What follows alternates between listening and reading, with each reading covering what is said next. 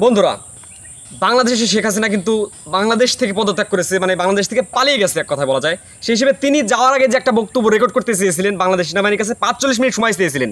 তিনি এই 45 মিনিটের মধ্যে সাজিয়ে গুছিয়ে বা যে কোনোভাবে হোক যা বলতেন সেটা আমাদের হাতে এসেছে। আপনারা শুনুন, তারপরে কথা বলছি। বিসমিল্লাহির রহমানির রহিম। আমি বাংলাদেশের জনগণের ভোটে বারবার নির্বাচিত প্রধানমন্ত্রী শেখ হাসিনা বলছি। 1975 সালের এই মাসেই আমার পরিবারকে নির্মমভাবে নৃশংসভাবে হত্যা করে এদেশের একদল ঘাতক এবং স্বার্থান্বেষী মহল।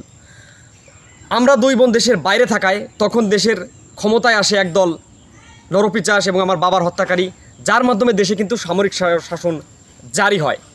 পরবর্তীতে আমি বাংলাদেশে ফিরে আসি এবং ফিরে এসে উন্নয়ন, গণতন্ত্র এবং জনগণের জানমাল রক্ষায় আমি আপ্রাণ প্রচেষ্টা চালাই এবং বাংলাদেশকে একটি ডিজিটাল এবং উন্নয়নশীল দেশে পরিণত করি।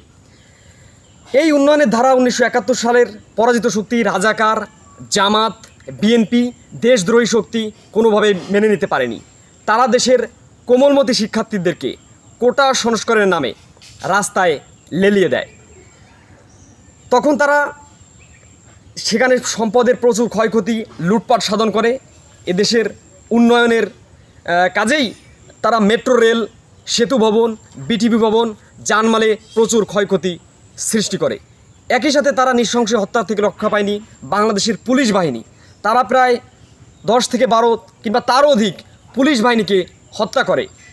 এই হামলা থেকে তারা বাদ যায়নি শিশু এবং এমনকি আমাদের ছাত্রলীগের নেত্রীরাও। বিশেষ করে ছাত্রলীগের নারী নেত্রীদেরকে তারা কান ধরে উঠবস করায়, যেটা আমার কাছে খুবই মর্মাহত লেগেছে। এবং রাজাকার, বিএনপি, জামাতের এই কর্মকাণ্ডে সারা বিশ্বের মানুষ আজ নিন্দা জানাচ্ছে। বিশেষ করে এই হত্যাকাণ্ডের ফলে তারা বিভিন্ন জায়গায় অগ্নিসংযোগ করে, যার ফলে আমরা হেলিকপ্টার নামাতে বাধ্য হই, যেখান থেকে প্রচুর পরিমাণে পানি ছিটানো হয়।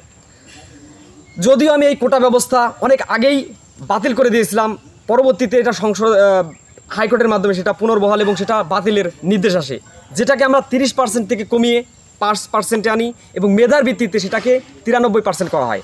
কিন্তু একদল অসদি মহল, বিএনপি, জামাত, রাজাকার এবং তাদের দোসররা এটাকে কোনোভাবে মেনে নিতে পারেনি।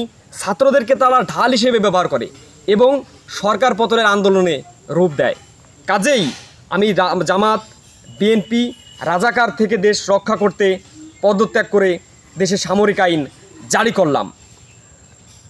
জয় বাংলা, জয় বঙ্গবন্ধু, বাংলাদেশ চিরবিজয়ী হোক।